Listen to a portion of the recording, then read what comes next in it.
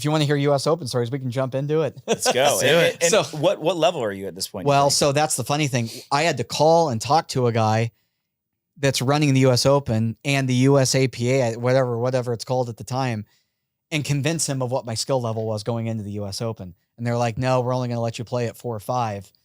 And Jack's calling is like, this guy's going to be good. Like, you need to at least make him a 5-0 so he can play the pro. So eventually they agreed to letting me be self-rated as a 5-0. And they do the same for Jack and Lucy. We all go down there together. So I'm in mix with Lucy and I'm in men's pro with Jack. You're not dating Lucy at the time. Not dating Lucy. And I play the age division with Jack Oxler. Our very first tournament on the very first day, the very first event is the men's 35 plus. And so I think they see 2 guys, random guys no one's ever heard of from Wichita, Kansas. So who do we get first round of the men's 35? Respetsky and Evans. So Marcin Respetsky and Morgan Evans. Oh, arguably the top team in the world. Yeah. Okay. We played them in the very first match. Your first competitive tournament? First competitive pickleball match ever, and we played them first round. Did you know who they were? Oh, yeah. Okay. So I'll get into that a little bit. We end up losing that match in a tight 3-game match. Wow. It was probably 11-7 in the third, and it's tight. Jack is getting sick on the court. He's so tired. Morgan Evans is just beat physically. Like, it was a war. And so people started taking notice at that point. So that was kind of when we burst onto the scene. And then what's the style like? Is it a lot of dinking? A lot of dinking then, because the technology, right? You have to dink a lot. But I wasn't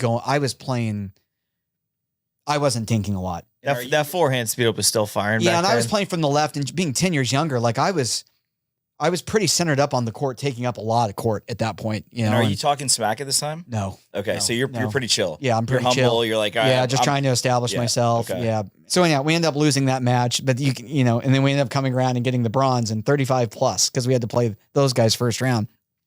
But Jack and I then play men's pro, and we lost in the semis of men's pro, and we lost to Wes Gabrielson and Dan Moore. And never forget that one. There's still a top 10 highlights clip on YouTube from 10 years ago where you'll see some awesome points from back. Really? Yeah, if you get a chance, go back and watch. There's some awesome points in it.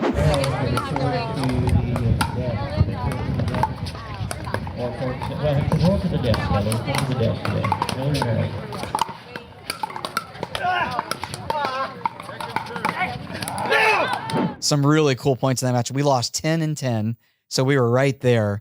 But what was funny about that tournament is every round we're going out for, I've got the scouting report on everybody, because for 6 months as I'm learning the sport, I'm laying in bed at night watching YouTube religiously and texting Lucy and texting Jack, hey, look at what these guys do. Look at the strategy here. And I'm just learning the sport.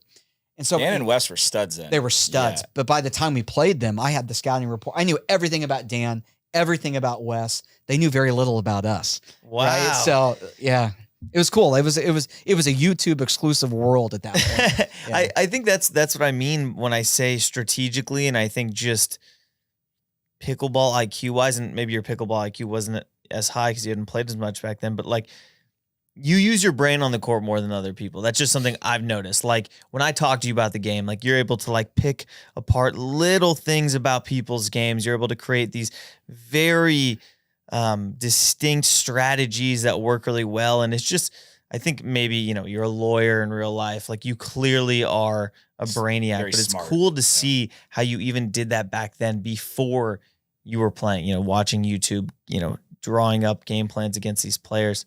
At what point did you kind of realize like, hey, this is actually like a real thing? It's not just like a one-off US Open. A bit of a funny story there. So we're on site in Naples and we're having some good results. And Lucy comes running over to me and she says, Matt, there are sponsors. And I've got this guy over here who wants to give us a couple paddles and some shirts. And I was like, no way. You got to be kidding. Like he'll give us free paddles.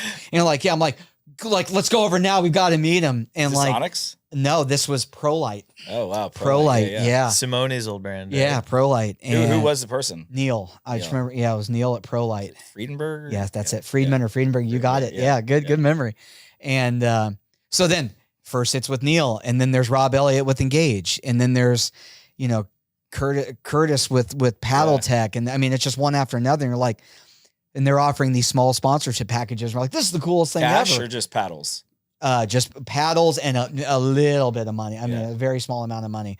And the whole thing, yeah. So you asked, did I see this going somewhere? Not to where it is today at all. But did I see that there's this competitive pickleball world out there where you can make a little bit of money and it's a really cool environment? Yes. Yeah, you could see that.